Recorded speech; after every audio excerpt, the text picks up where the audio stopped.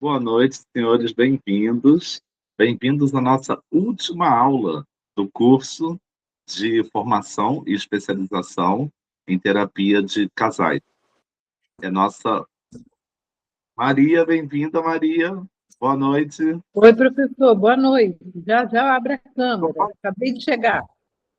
Estou falando aqui, Maria, que é a nossa última aula do Ah, curso de terapia de casais. Então, essa semana, ainda, amanhã ou sexta, eu vou começar a preparar a documentação de quem entregou o trabalho final, tá bom? Eu devo entrar em contato hoje ainda ou amanhã para pedir algumas informações, documentação, foto para carteirinha de terapeuta de casais e só para quem entregou o trabalho final. Quem não entregou ainda, se apresse, corra, entregue o trabalho para ter os seus documentos e começar a atender como terapeuta de casais.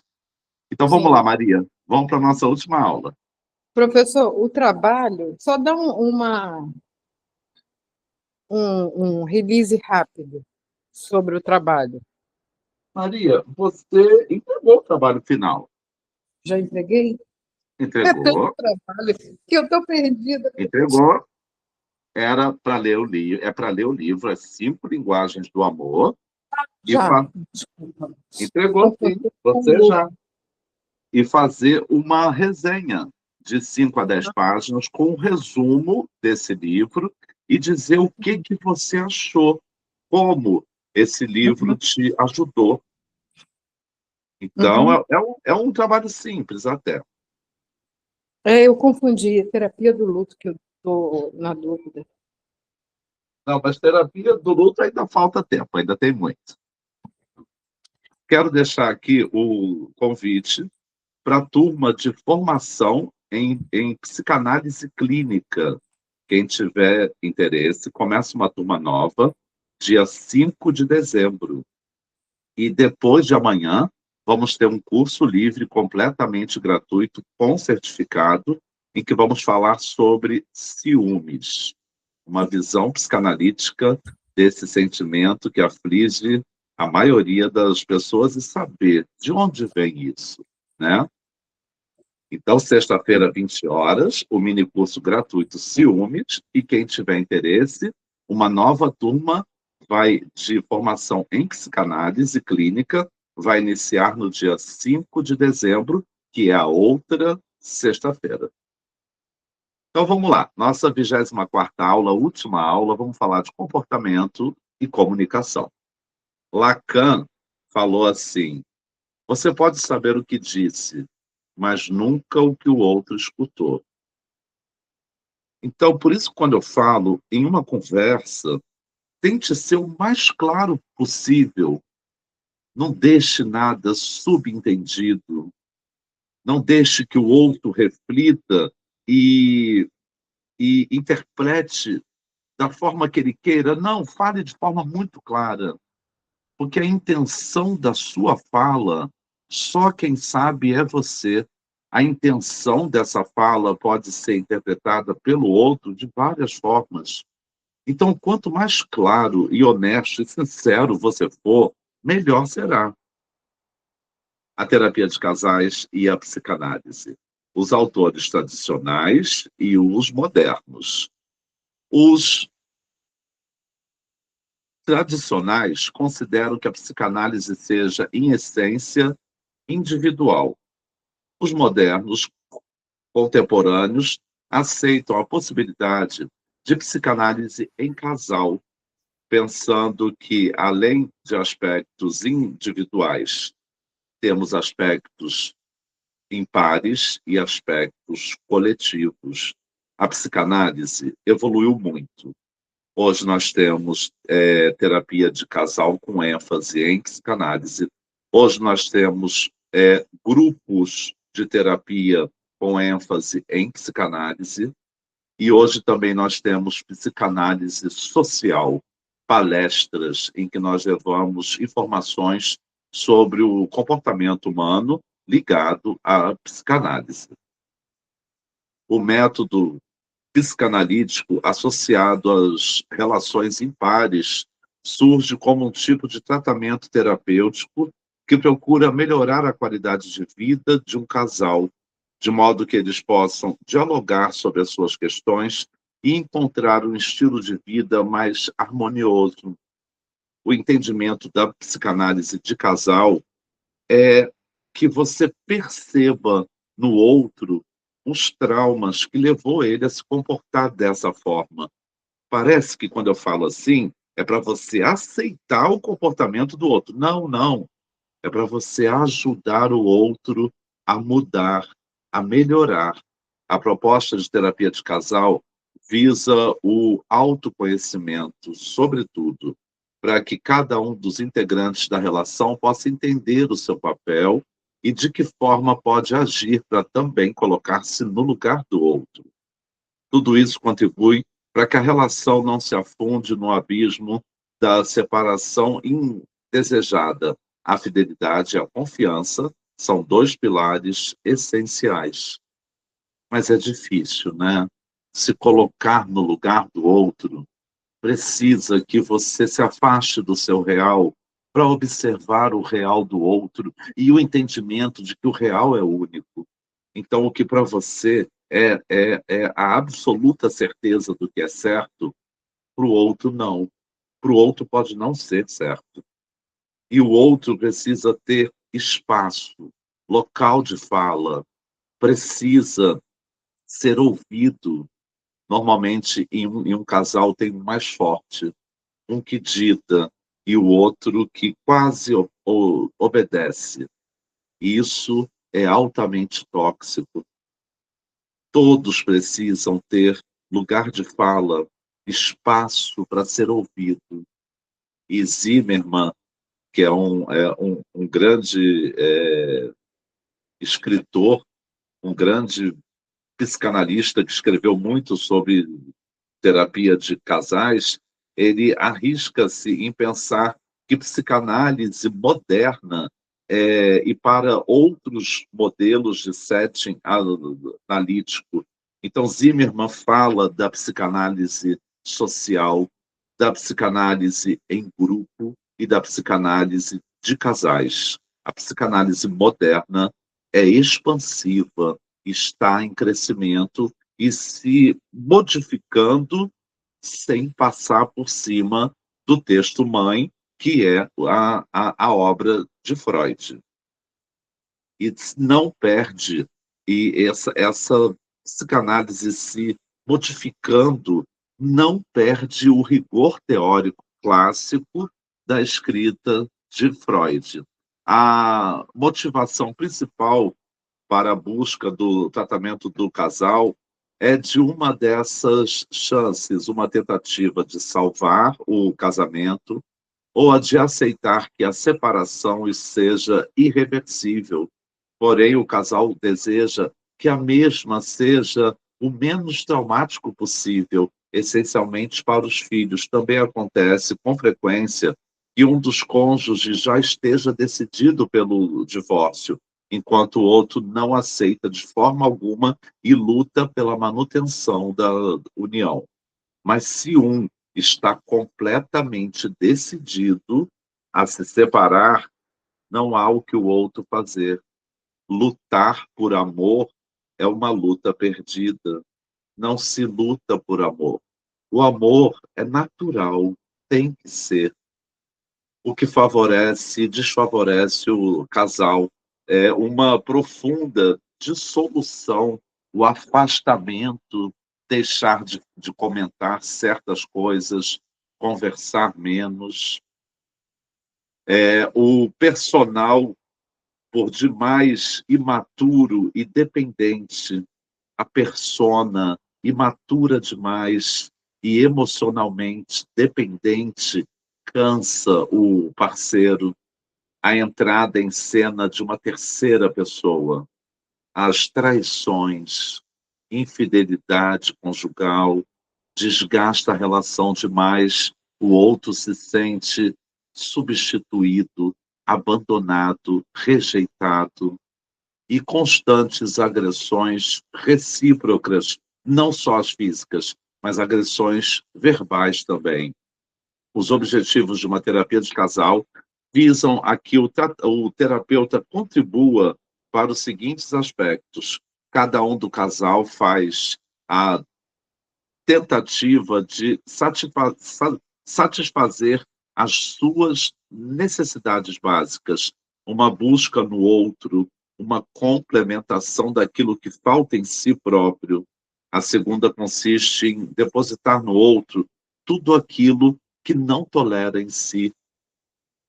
E aí tem um grande erro: esperar do outro o que o outro não é capaz de dar. Nós temos que esperar do outro o que ele pode dar.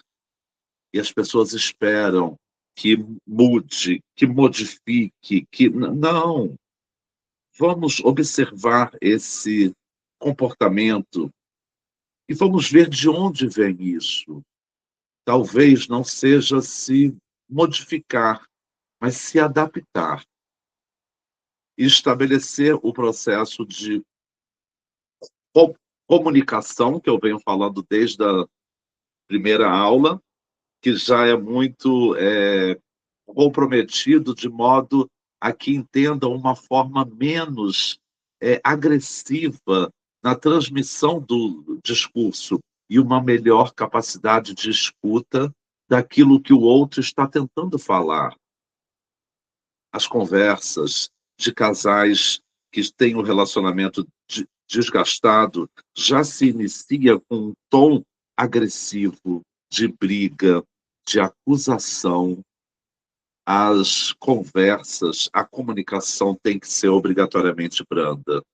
A terapia de casal colabora para que você enxergue maneiras de como resolver situações previsíveis ou imprevisíveis e não deixá-las se transformarem em problemas permanentes, contínuos e intensos.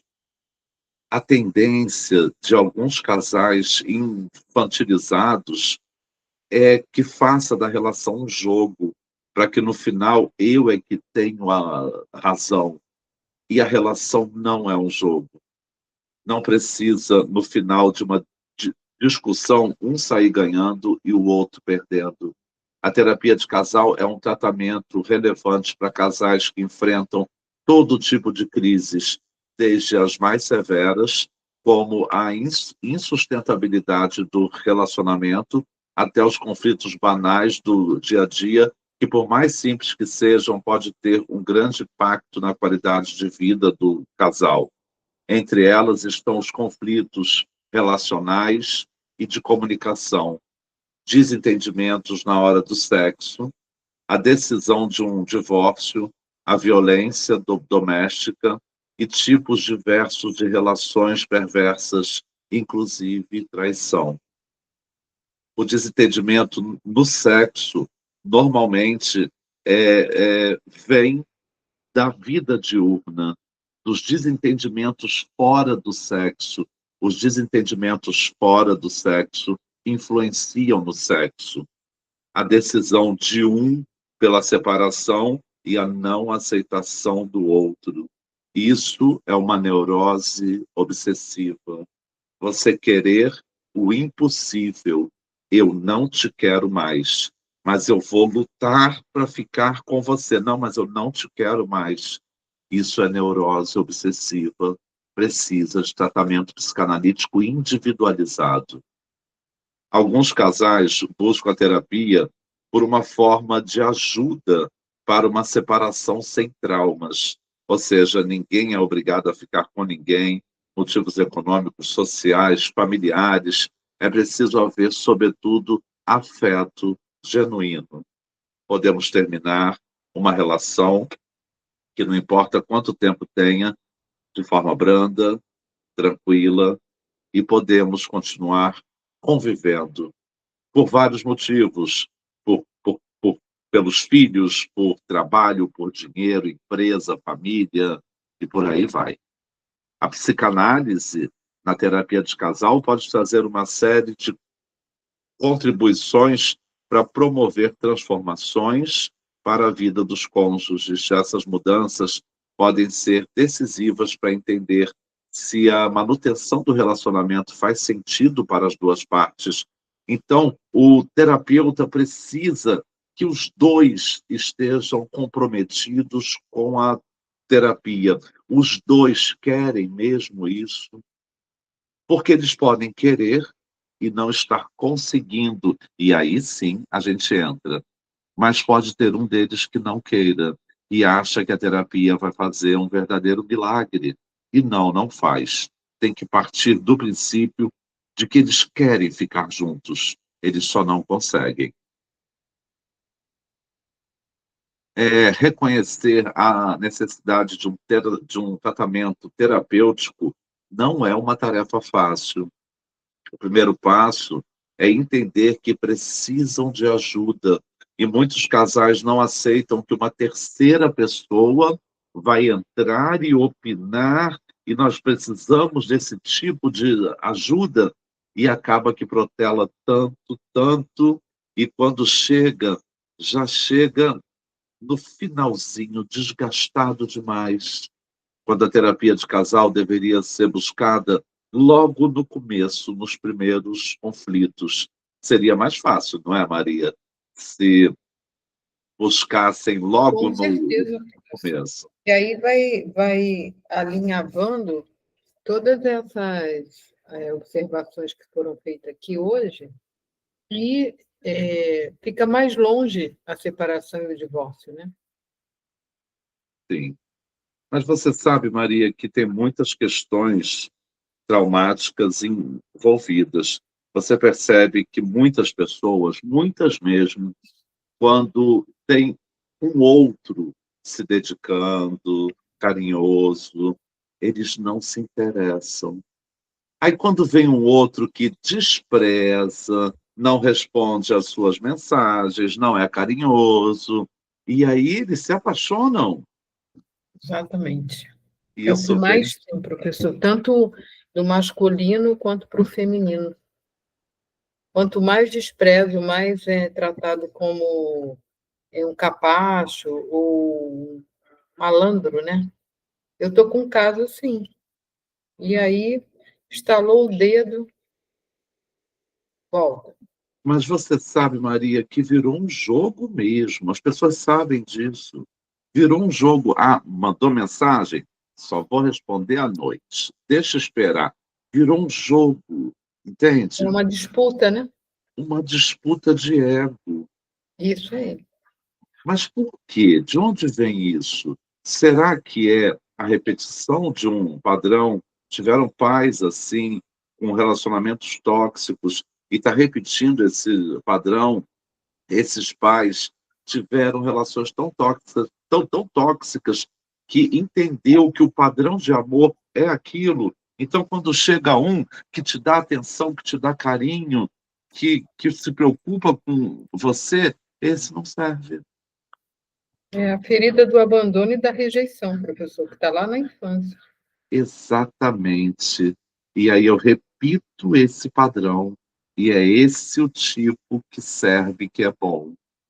É o modelo que eu tenho, né? Aquele que me deixa inseguro, aquele que me deixa triste, aquele que eu tenho que correr atrás dele. Isso não é amor, Maria. Vem Eu de... falei isso ontem com ela. Ela chorou muito ontem. Mas eu falei, você está repetindo os padrões do que seu pai fazia com a sua mãe. Foi o que você via e achava que aquilo era normal. Maria, você não tem noção da importância da sua fala nesse momento para essa paciente. Na hora ela chorou, tá? Mas depois é o mais importante. Ela vai simbolizar o que você falou. Porque nós somos vistos, e isso é muito bom, como autoridade psíquica. Então, a sua fala tem uma importância muito, muito grande para o seu paciente. Muitas das vezes, na hora, ele não concorda. Tá bom, tá tudo bem. Deixa ele refletir sobre aquilo. E já há uma ressignificação nisso. Eu fico, pô, então estou buscando uma coisa que fazia a minha mãe sofrer. E reflete, né? Exatamente. Reflete muito. A busca por esse padrão que faz sofrer é muito comum mesmo. Eu já Eu achei ouvi. que a mulherada ou que a humanidade já tivesse evoluído um pouco mais nesse padrão, né? Nesse aspecto. Mas eu percebo que não, porque só de paciente eu tenho aí umas 3 ou 4 com o mesmo diagnóstico. Mas não tem como, Maria, não tem como, sabe por quê? Porque é um elemento que está no inconsciente, que traz essa função irracional, porque aquele que está lá valorizando, correndo atrás, carinhoso, ele não está provocando tesão, desejo. E aquele que está ignorando, que não está nem aí, aquele eu quero, eu desejo, me dá tesão, eu quero ele, mas É, não consegue. Só a psicanálise consegue ir no inconsciente e trazer esses traumas de infância, trazer todas essas marcas e ressignificar isso. Maria, eu já tive uma paciente que falou assim, falei, pô, mas o cara é tão legal, você não gostou dele? Ah, não, ele é um putão, ele me trata bem. Olha, Maria, que loucura. Então é, ela teve um pensamento automático e falou, né? Mas isso tem uma mensagem do inconsciente. O pai dela tratava a mãe dela mal. Então, isso o aí. padrão de relacionamento perfeito é esse tóxico. E uma coisa também que eu notei na fala das duas, são pessoas de estados brasileiros diferentes uma da outra, não se conhece, idades diferentes, mas o discurso é o mesmo. Ah, ele me convidou para ir na casa dele e para tentar um retorno, uma volta. Só que aí ele falou assim: olha, aproveita que você está aqui, me ajuda na faxina. Aí, aí eu falei assim: e você faxinou? A ela, Fascinou. ó, as duas. Esse foi bem pior do que os que eu ouço falar, porque a maioria fala sobre sexo, né? Vamos fazer sexo, então vamos. Esse foi bem pior, pediu faxina. Professor, me poupem, deu E ela, vontade de não, pegar mas um taco de beisebol, viajar até o estado e só. Tá, tá. mas Maria, o pior não foi ele, não foi ele pedir. O pior foi ela ter feito. É isso Ela aí. fez, É isso aí. entendeu? É. E se ele pedisse sexo, ela faria também, e ela faria de tudo para conseguir uma gotinha de atenção daquela pessoa, porque tem uma dependência emocional e que só se desenvolve essa dependência com esses que desprezam. Só no aspecto malandragem, né? Nada contra os Exatamente. malandros, não é isso que eu estou falando. Eu estou falando no sentido de que da esperteza. E não é só brasileiro, como as pessoas costumam dizer. É porque brasileiro é assim. Não é. Não é, porque eu já ouvi de uma aluna na época do SENAC, ela saiu do Brasil, foi morar na Alemanha, e era a mesma coisa, professor. O Sim, sexo era sim. feito olhando para a TV e ela 7 minutos. E ali acabava. E vai fazer a comida, vai fazer não sei o quê, estou com fome, estou assistindo um jogo aqui. É Então, uma, é uma condição humana, Maria, em qualquer estado, em qualquer país, né? Tanto que a psicanálise está em todos os países do mundo. A palavra Sigmund Freud é conhecida no mundo inteiro, né? é A isso gente aí. vê ele sendo citado em filmes, em séries, em tudo quanto é lugar. A psicanálise é muito famosa, reconhecida e respeitada, né? Aliás, professor, uma dica também para quem quiser assistir, O Monstro Dentro de Mim. O Muito monstro bom. dentro de mim. É filme ou é série? É sério. Você tem como botar o folder dele Uhum. lá no grupo para gente Sim, depois? sim, bem interessante para a psicanálise. Aí, Maria, a gente chama essa mulher, você tem uma expressão, mas homens também, tá? Ela tem o dedo podre. Porque ela sempre busca esse padrão. Porque ela vai terminar com esse, o próximo vai ser muito parecido. porque é o que excita ela, é o que lembra inconscientemente, ou seja, não lembra, mas que remete àquele padrão de relacionamento para ela perfeito, mas que é o tóxico, normalmente vindo dos pais, né? Tem E aí? uma outra também que é com relação à droga. O ficante, companheiro, não sei o nome, é usuário de droga pesada, ela não gosta, mas ela continua. Eu falei, bom, aí você está repetindo de novo aquilo que você não queria e que pode te levar a uma. Eu entendo como uma grande irresponsabilidade com você. Mas no histórico de vida dela na infância, a droga apareceu em algum momento? Com a mãe na bebida, e com 15 anos ela conheceu um usuário de droga pesada e ficou com ele pelo menos aí uns 10 anos. É a dependência afetiva e a diminuição do ego. Sabe, Maria, que algumas pessoas muito tristes e muito doentes Uhum. acham que esse drogado vai precisar de mim. Uma pessoa que não usa droga com o ego no lugar não vai se interessar por mim. Então precisa dessas pessoas tristes, caídas, depressivas, porque esse eu acho que eu consigo seduzir, é a diminuição do ego. Não se vê capaz de seduzir um homem que não tem vícios, que não tem fragilidade no ego, não tem fragilidade emocional, uma pessoa mais saudável psiquicamente, não se vê capaz de seduzir um homem desse. Precisa desse, que está destruído. Então, eu vou ajudá-lo e ele vai reconhecer a minha ajuda e não vai sair do meu lado. Você entende o quanto doentio é, Maria? E eu já falei isso, professor, exatamente isso. E falou, não, eu não tenho, a minha mente não é doente, não. Quem está doente é fulano, beltrano, cicrano. Pois é. Não é isso, né? Eu conheço pessoas, Maria, que têm uma fragilidade no ego tão grande que não conseguem se relacionar com pessoas bonitas. Só se atraem por pessoas muito feias, estranhas, porque tem que se sentir bonito, necessário. Ele não vai me largar nunca, né? Porque ele é feio, ele é horroroso. Então, ele vai ficar aos meus pés.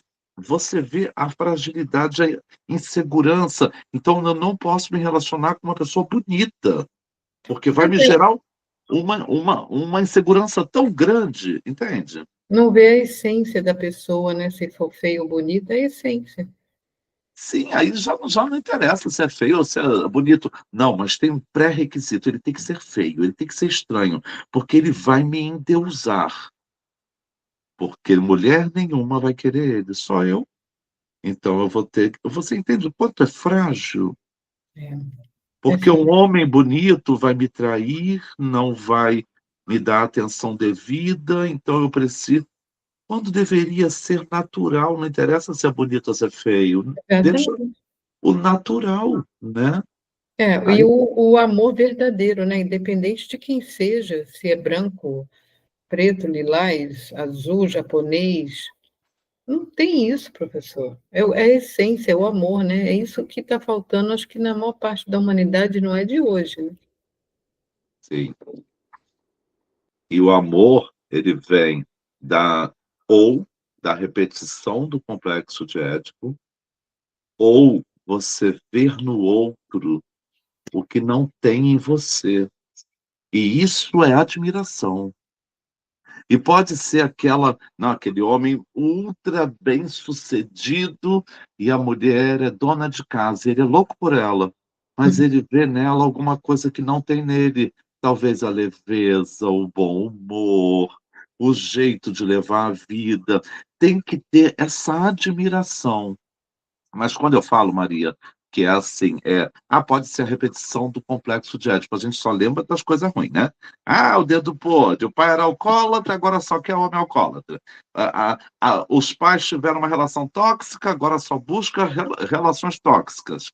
Mas pode ser o contrário, Maria. Pode ter pais que tiveram relações saudáveis e busca relações saudáveis repetindo o complexo de Édipo e está tudo bem, Isso aí. entendeu?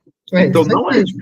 A gente fala muito aqui, Maria, da repetição de um padrão tóxico. Tá, mas tem a repetição de um padrão legal, que é bom e que está tudo bem, né? Então, Exatamente. a minha mãe sempre foi fiel e unida com meu pai. Eu ouvia até pelas portas eles fazendo sexo, eles eram muito apaixonados. E agora eu quero um relacionamento assim, que a pessoa seja apaixonada por mim e eu por ela. Tá tudo bem. É porque a gente só fala da parte ruim, né? De repetir um padrão tóxico. Mas pode repetir um padrão saudável e tá tudo bem, né? Isso aí. Vamos lá. A procura por ajuda para manter um relacionamento equilibrado é bastante genuína, sobretudo se os envolvidos desejam, com honestidade, melhorar a qualidade da relação. Mas olha só, eu quero que a gente fique bem, porque eu já disse que tem que ser assim, assim. Não, não, não é a forma que você dita. É ter o entendimento que os dois têm que se posicionar e entrar em acordos brandos. Não é do jeito que o outro fala e dita e vamos fazer do jeito que eu falo que vai dar certo. Não. Tem o real de duas pessoas com personalidades diferentes. Então, os dois têm que ser respeitados, a opinião dos dois tem que ser ouvida e vamos negociar. O foco da terapia de casal é trabalhar as fantasias inconscientes que são compartilhadas no relacionamento, identificar essas fantasias e lidar com os mecanismos de defesa são parte fundamental do trabalho do analista que realiza o tratamento terapêutico de casais. Eu sempre falo para os casais assim, na frente do outro. O que você fantasia dele? O que você esperava dele? Porque às vezes são fantasias tão simples que podem ser realizadas, mas que não são ditas. Eu esperava que ela, quando eu chegasse do trabalho, ela estivesse só de lingerie me esperando. E não custa nada fazer isso, mas tem que ser conversado. Se não é dito, o outro. Mas as pessoas têm muita vergonha de falar das fantasias. Eu tenho uma fantasia de que ele chegue com uma rosa na mão. É. E não só fantasias, né, professor? Você pode ter uma vida tão simples, até lembrando esse fato, me fez lembrar. Eu procurando um acessório para ir a um casamento, e eu pensei assim, vou comprar um colar de pérolas. Falei alto. Aí meu esposo, mas você vai ficar parecendo a viúva do Fred Flintstone? Olha, professor, a gente ficou rindo meia hora, dando gargalhada e ninguém entendia nada. Muito bom. Maria, eu tenho uma teoria, mas que é só minha, né? Eu não li isso, não. Mas as pessoas mais agradáveis no relacionamento, mas na amizade também, são aquelas que naturalmente nos faz regredir à infância, de repente fica todo mundo bobo, rindo de uma besteira do nada, e é tão gostoso, é É isso aí. tão bom. Tem aquele amigo, aquele marido, aquela esposa, que de repente a gente começa a falar uma besteira que quem está de fora pensa, "Ih, eles são doidos, hein?" Mas é tão gostoso, faz você retornar à infância e rir de uma besteira que o colar de pérolas vai parecer a esposa do Flintstone. E rir, e isso é muito gostoso É no desse jeito. A relacionamento. simplicidade. Então, Maria, um casal leve assim não tem problema com relação ao sexo. É natural, vai lá e faz. É simples, é natural. Então, Maria, quando esse casal procura a gente, uma das primeiras queixas do homem é sobre o sexo. E a gente tem que fazer com que ele entenda que o sexo é uma consequência da vida diurna. Que não adianta brigar, brigar, brigar, chegar em casa e falar, eu quero fazer. Não vai fazer. Não é assim que funciona. Não é máquina de fazer sexo, aperta o botão aqui e faz. Não é assim. E sexo não precisa se preocupar com ele. Se o dia a dia estiver ok, ele vai acontecer. Ele pode Até acontecer. porque se ele foi inteligente, o homem foi inteligente, eu respondendo como mulher, ele antes de sair de casa, ele já prepara aquele retorno dele e a questão do reencontro noturno, né? Na alcova, né? Do casal. Com carinho, com atenção, né? Durante o dia passa uma mensagem, como é que tá? Tá tudo bem? E vai preparando, né? E isso é uma conquista diária, né? Maria, eu concordo com você plenamente. O sexo, para acontecer, eu falo que há uma sedução 24 horas antes. Você já começa a falar quando eu chegar em casa, eu vou te dar uma mordida naquele lugar que você gosta. Quando chegar em casa, eu vou te agarrar. Estou com saudade do seu cheiro. E manda a foto de uma flor ou alguma coisa assim. Casais que são mais íntimos e mais vulgares, não quer dizer que a vulgaridade está errada. Se para esse casal serve, tá bom. Manda um nudes, um peito, sei lá, uma bunda. Cada casal é de um jeito, né? Mas vai preparando aquilo que na hora acontece natural. Agora o casal precisa entender, Maria, que o sexo dentro de um casamento tem de várias formas. Tem aquele que vai durar meia hora, 40 minutos, mas tem o de 5 minutinhos, rapidinho, tem uma coisinha rápida no carro, tem só um sexo oral. Tem várias formas. Não vai ser todas as vezes aquele sexo longo com tudo, né? Então, o casamento permite essas várias facetas, né? E que é muito boa e saudável, lógico. E a terapia de casal é realizada através de encontros, geralmente semanais, a primeira individual e as demais com participação das duas pessoas da relação. Isso não é uma regra. Eu faço todos os encontros com os dois juntos.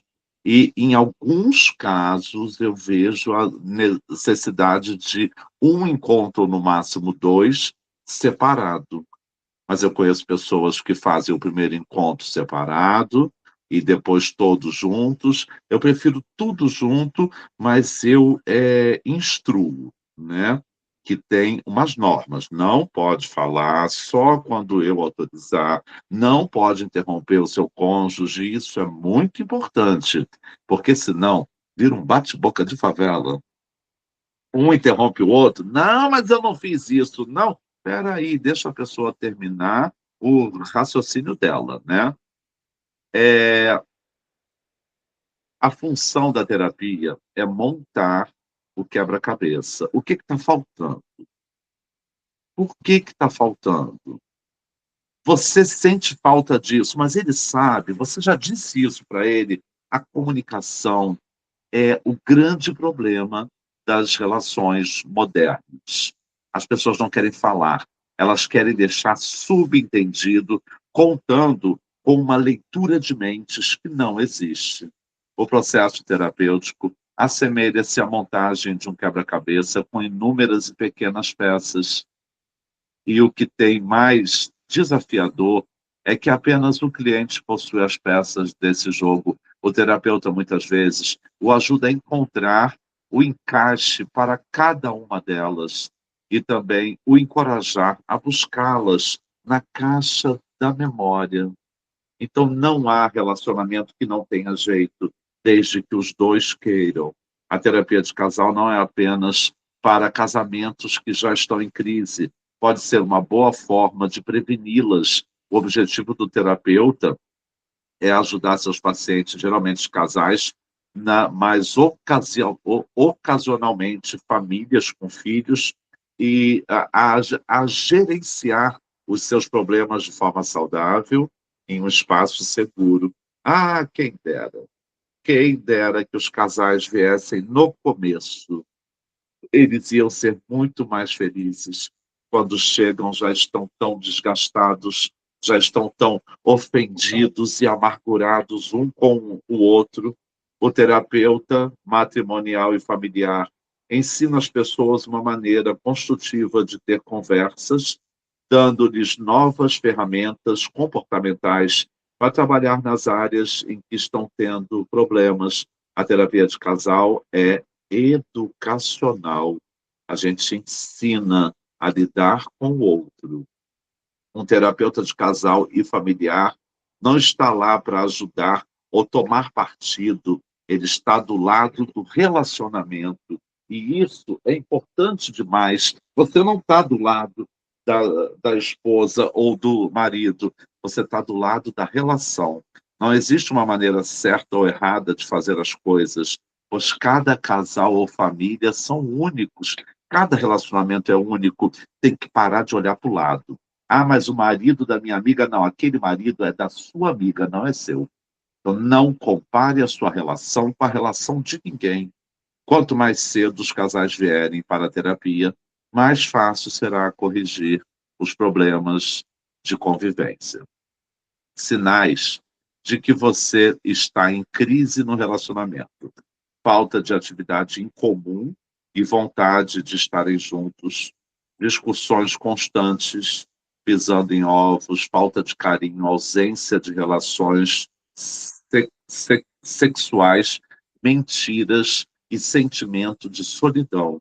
O papel do terapeuta de casais é levantar as hipóteses que contribuirão para o rompimento dessa relação de intimidade, compreender esse processo de distanciamento e como começou a invalidação daquilo que o outro traz, e analisar a viabilidade da reconstrução ou não dessa relação.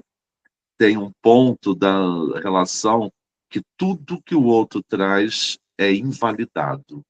Tudo. Tudo que o outro faz está errado.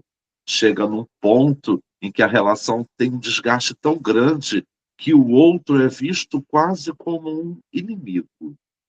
Tudo isso inclui a falta de comunicação, a comunicação branda, clara e honesta.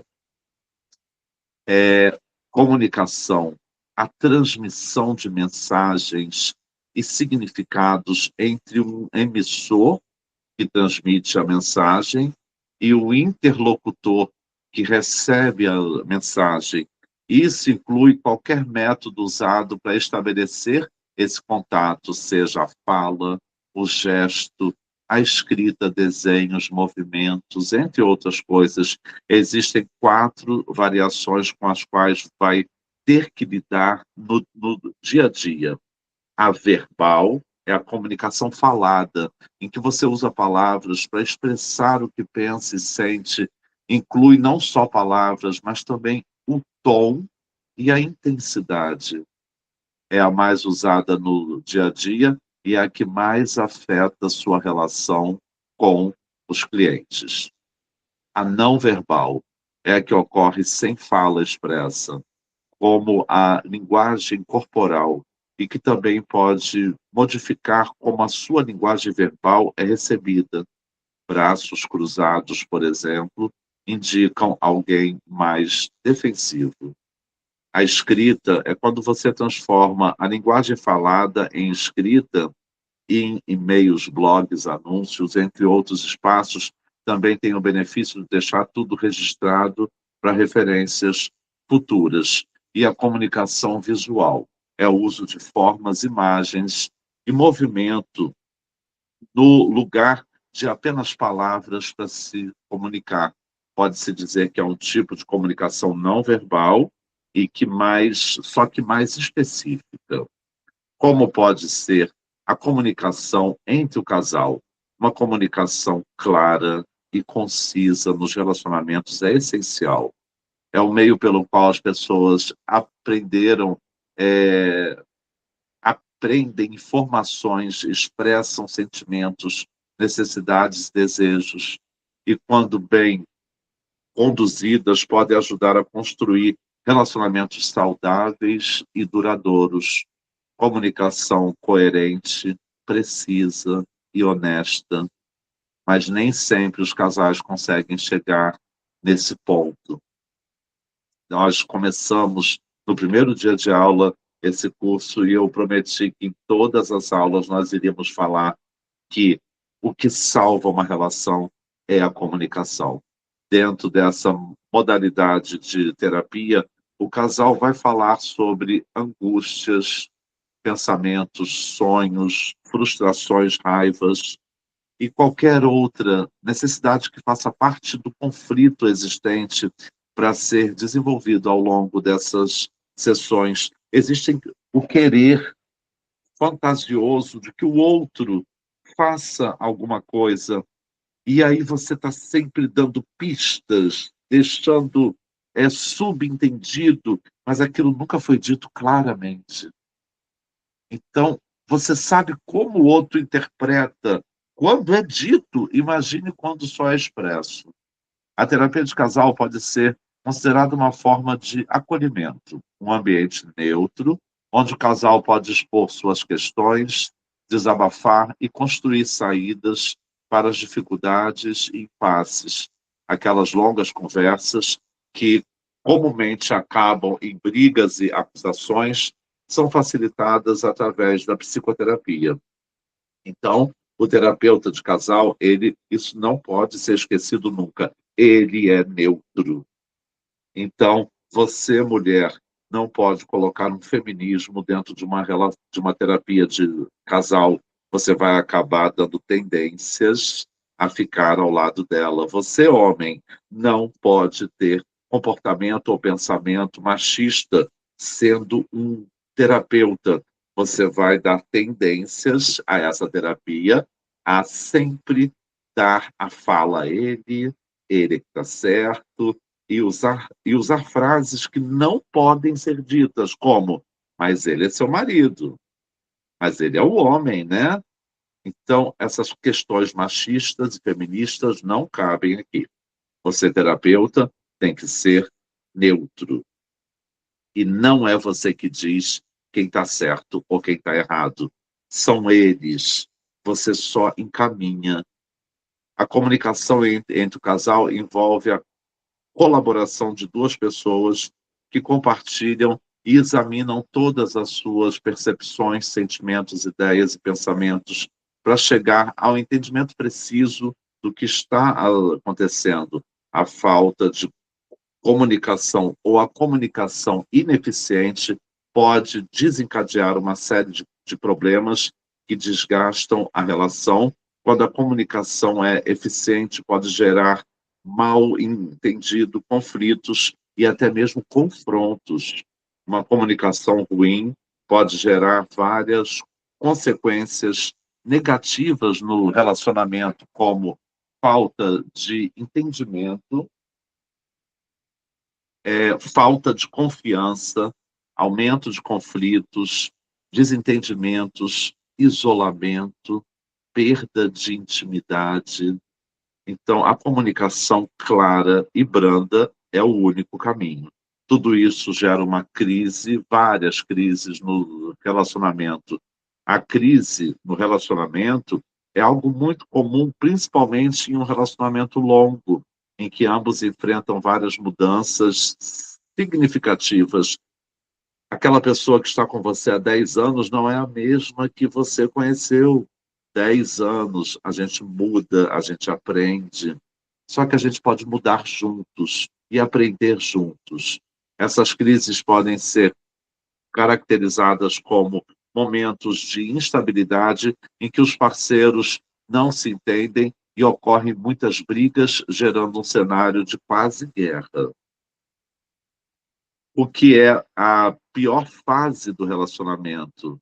Então, vamos ver algumas fases. A raiva, fase em que a pessoa pode ter raiva de si mesma e, se estiver sofrendo, e concluir que a responsabilidade pela relação foi dela.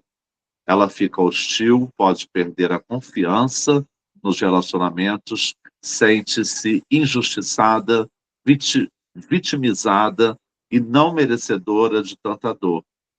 É falar mal do ex para as pessoas, tentando provar para o mundo o quanto ele é ruim e ligar para ele a fim de tirar satisfação, ofender e até ameaçar. quando você tem raiva, tentar agredir esse ex, é porque ainda tem sentimento ali. E tudo que eu amo e não posso possuir, a melhor forma de fuga é odiar esse objeto amado. A negação é um estado de choque, costuma-se dizer que é quando ainda não caiu a ficha. É mais intensa para quem leva o cartão vermelho ou sofre uma traição, barganha ou negociação. Nesse momento do luto, a pessoa muda de tom, faz promessas de mudança de comportamento ao outro, perdoa traições, pede chances de tentar novamente, apela para amigos, parentes, advogados, psicólogos, cartomantes e etc. Tristeza. A pessoa admite a perda e aceita que não há volta. Entende, enfim, que terá que aprender a viver com o vazio, com as saudades, com a nova realidade. É uma etapa em que se chora muito e tem a impressão que a dor nunca será aplacada. Esse momento de tristeza é o primeiro passo para a cura desse luto, do luto de um término de um relacionamento. E aí sim a aceitação. Depois das lágrimas, dor, isolamento, raiva e sofrimento, começa a brilhar uma luz no fim do túnel.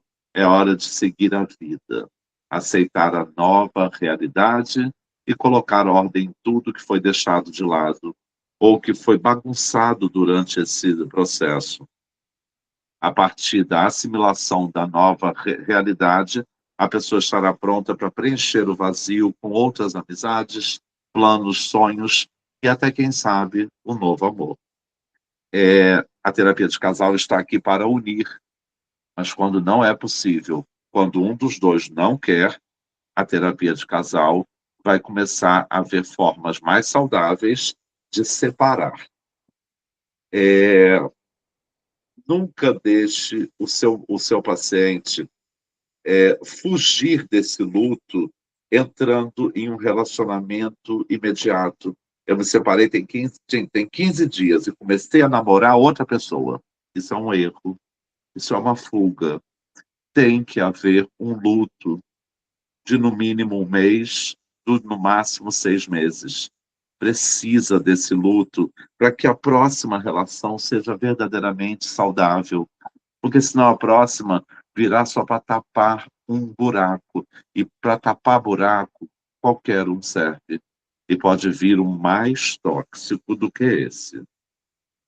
O problema dos filhos antes do descasamento dos pais, possivelmente é o tema que surge com maior predominância nas sessões de terapia do casal. Cabe ao terapeuta trabalhar com os cônjuges o quanto é fundamental a forma de comunicar aos filhos que essa decisão deles de separação já está consumada. É importante não usar os filhos para tentar agredir o ex, é muito importante, e o entendimento de que você é ex-marido, você é ex-mulher, mas os filhos não. É muito difícil você ter que se afastar de uma pessoa e ver seus filhos continuar amando ela. Mas é assim que funciona. Assim, cabe ao terapeuta de casal desenvolver em cada cônjuge a capacidade de reconhecimento e de respeito pelas inevitáveis diferenças de ponto de vista, valores, posições, etc., que cada um deles tem em relação ao outro, sem que isso... Desculpa, só um minutinho. Então, cabe ao terapeuta de casal desenvolver em cada cônjuge a capacidade de reconhecimento e de respeito pelas inevitáveis diferenças de ponto de vista, valores, posição, etc., que cada um deles tem em relação ao outro, sem que isso signifique que um esteja certo ou o outro errado, que um é sadio, enquanto o outro é que está doente. O entendimento de que a separação, se esse objeto que eu amo não pode ser meu, eu não tenho que obrigatoriamente odiá-lo, eu posso respeitá-lo e me afastar. Esse ex não precisa virar um inimigo. Como a terapia de casal pode ajudar durante a crise, lembrar o que foi que os uniu no início do relacionamento, abraçar o fato de que você e seu parceiro são pessoas diferentes, revisitar o modelo de relacionamento que foi definido na infância e rever esses padrões, compreender que os problemas não são culpa apenas de um, e sim dos dois, aprender que fazer suposições sobre o seu parceiro é uma péssima estratégia, não tente ler o pensamento de ninguém, tenha conversas claras, entender que quando saudáveis, as discussões podem ser boas para o relacionamento, aceitar que as mudanças que são comuns é um sinal de amadurecimento de ambos e ter atenção total ao parceiro e aproveitar a companhia um do outro. O que fazer para melhorar a comunicação? Mostre que você está ouvindo através de expressões faciais, como acenar com a cabeça ou fazer contato visual. Seja claro e conciso. Quando você falar, tente ser claro e conciso em suas palavras. Evite falar em círculos ou deixar espaços para interpretações erradas. Seja direto sobre o que você quer dizer. As dicas do terapeuta para melhorar a comunicação: pratique a escuta ativa, utilize a linguagem corporal positiva, seja claro e direto, cultive a empatia, escolha o momento adequado. O terapeuta apresenta o que fortalece a relação. Então, o terapeuta deve falar para sair da rotina pelo menos uma vez por semana, se divertir juntos, elogie o seu parceiro, demonstre carinho e afeto, mantenha a chama do sexo acesa, cultive a amizade e a parceria no relacionamento e mantenha a sua individualidade. Então, podemos ficar juntos para sempre, tendo o entendimento que somos seres individuais. A última dica de leitura, óbvio, você tem que terminar o seu trabalhinho, as 5 linguagens do amor, para a gente poder enviar os seus documentos.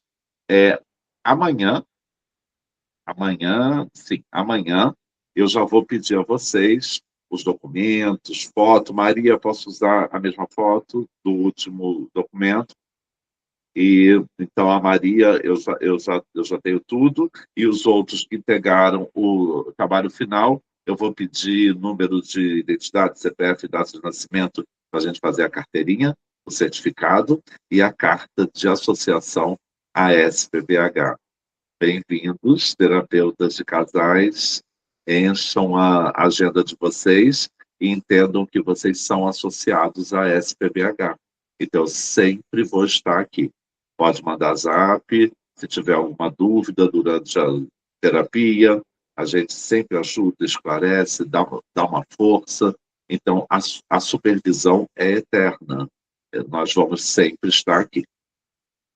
Maria, obrigado pela ajuda aqui ao vivo. Você que não pode estar ao vivo, a gravação está aqui. Não saiam do grupo. No grupo eu sempre coloco cursos gratuitos, novos cursos.